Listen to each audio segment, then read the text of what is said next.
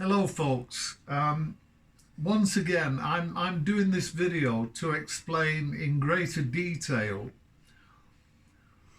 the problems that arise with the two major problems of koi keeping, which is Hikui and Shimi.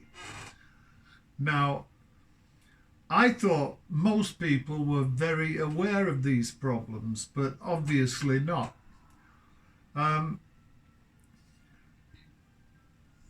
Let me say straight away that many koi outlets do believe that the cause of these two problems are down to genetics. Well, if that is the case, why have I seen these problems occurring on every known bloodline of koi in just about every amateur koi pond in the world, apart from koi ponds that are less than 18 months old? Now, there are other koi outlets who know exactly the reason for these problems, and that is because of filth or dirt that's allowed to build up in the filter system. Now, instead of admitting to a customer that these problems are down to dirt and insulting the customer by intimating his filters are dirty, it's far safer to stick to the old adage of the reason being genetics. So the dealer can simply shrug his shoulders and say, sorry mate, it's all down to genetics, and that's the end of it. However, that's not the case. Like it or lump it, it's down to filthy filters. Now, I'm going to show you instances of Hikui. This is a photo I've blown up. There's a clear shot of Hikui on a kohaku. Now, Hikui, as I've tried to explain already, is a Japanese word that translates as he, red pigment, and kui, cancer. Now, if the koi starts to develop these traces, which I'm going to show now,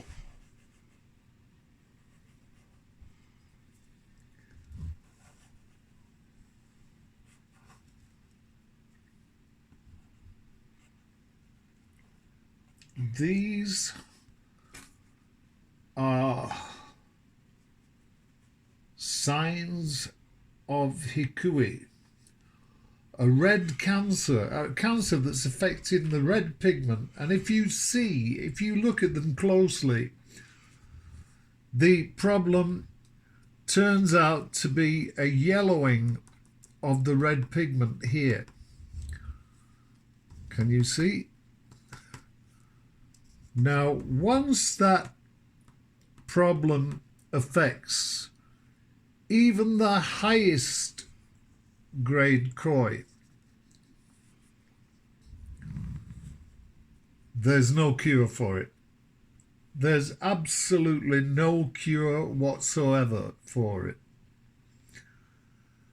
Once it's there, it's there. It cannot be cured. And the reason for all this is that the dirt is in the filter system. You see other traces here.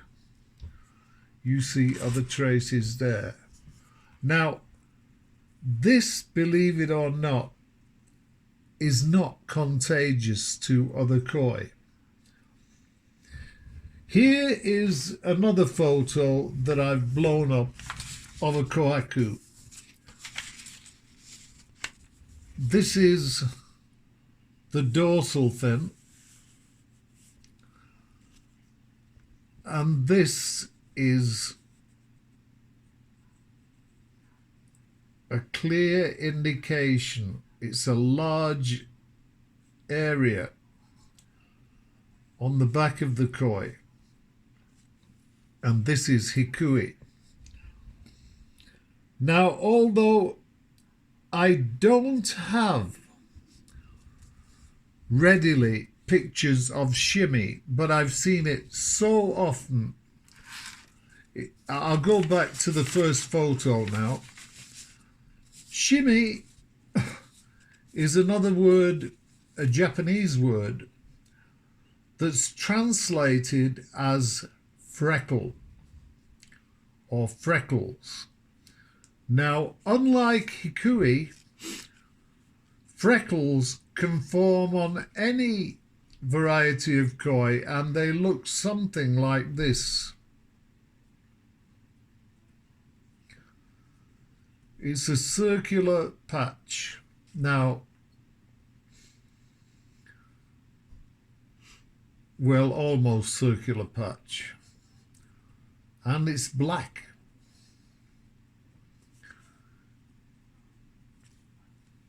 Like so. Now, if you're very fortunate,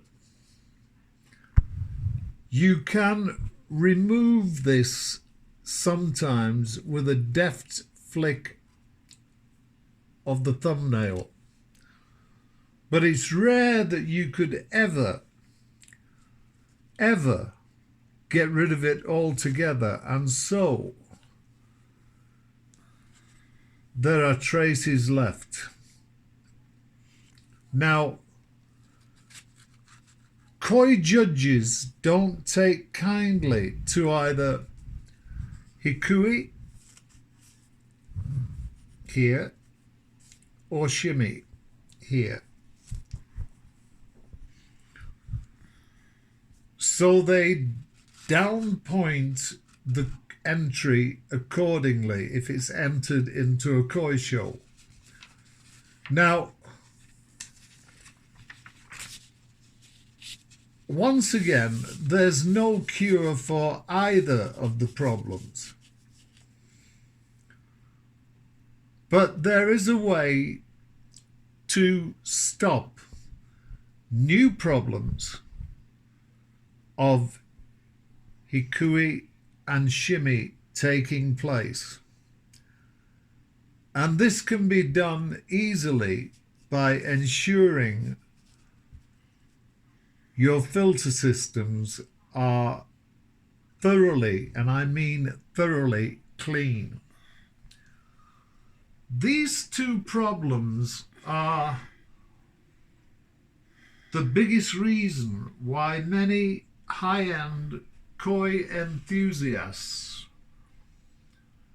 give up the hobby of koi keeping. They may have the finest filter systems in the world. They may have the finest collection of koi in the world. But when something like Hikui and Shimi forms, and it can be overnight, this valuable koi is merely a cheap pond filler. So please be aware of these problems. They are not transmissible. I don't wish to dwell on the subject. They are not transmissible. Hikui only affects the red pigmentation on a koi. So varieties such as kohaku, sankei and chore can suffer with this problem, irrespective of the bloodline. whereas Shimi can affect any variety of koi, any variety you can think of, and it doesn't have to appear only on the red pigment. It can appear on other colours such as metallics, yamabuki, kawari mono. It's devastating. So the reason behind all this is that you keep your filters squeaky clean at all times. Now, these two problems were the reason I invented my Eric and Epic pond filters, simply because they can be cleaned thoroughly in approximately 90 seconds or so. Whereas all other filters, if they are maintained squeakily clean, can also stop any new instances of Hikui and Shimi. But some of these filters, many of these filters, can take hours to clean thoroughly. So this is my attempt to explain Hikui and Shimi. Thanks for watching.